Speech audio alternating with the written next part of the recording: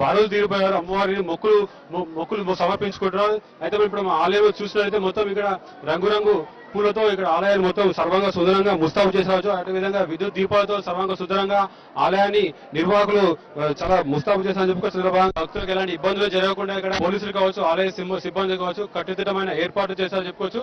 అయితే ఇంతకు మునిపే సినీ నటి రాశి కూడా వచ్చి పెద్ద మొదలని దర్శించుకుని మొక్కులు తీర్చుకొని చెప్పుకోవచ్చు. అయితే మనం విజువల్ చూసుకోవచ్చు. భక్తులు కూడా పెద్ద ఎత్తున అమ్మవారికి దర్శించుకోవడం ఎంత సమయమైనా పర్లేదు, లేట్ అయినా పర్లేదు, అమ్మవారిని దర్శించుకునే వెళ్తామని ధీమాతో ఇక్కడ భక్తులు ఉన్నారు. అయితే మనతో మాట్లాడడానికి భక్తులు చెప్పండి, మీరు ఎక్కడి నుంచి వచ్చారు, ఎన్ని సంవత్సరాలు చూస్తారు ఇక్కడికి? నేను ఇప్పుడే ఫస్ట్ టైం వచ్చానండి. దిల్షుక్నగర్ నుంచి వచ్చాను. ఎలా అనిపిస్తుంది? కొంచెం క్యూ ఎక్కువగా ఉంది, మంచిగానే ఉంది. హైదరాబాద్ నుంచి వచ్చాను. ఎలా అనిపిస్తుంది? హ్యాపీగా ఉంది. ఎవ్రీ ఇయర్ వస్తాయి ఇక్కడ? Every year. అయితే భక్తులు ఇక్కడ రావడానికి చాలా సంతోషంగా కూడా చెప్తున్నారు. అయితే భక్తులు మాత్రం బాగా తిన్నారు.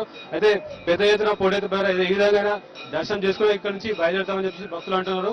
అయితే ఇక్కడ చూస్తున్నట్లయితే దసరా సంబరాలు మొత్తం ఇక్కడ అంబరాంటాయి చెప్పుకోవచ్చు. కలకత్తాను మించిన విధంగా హైదరాబాద్ లో దసరా సంబరాలు జరుగుతాయి చెప్పుకోవచ్చు. కెమెరా పర్సన్ ప్రసాద్ తో నరేంద్ర, TV5 హైదరాబాద్.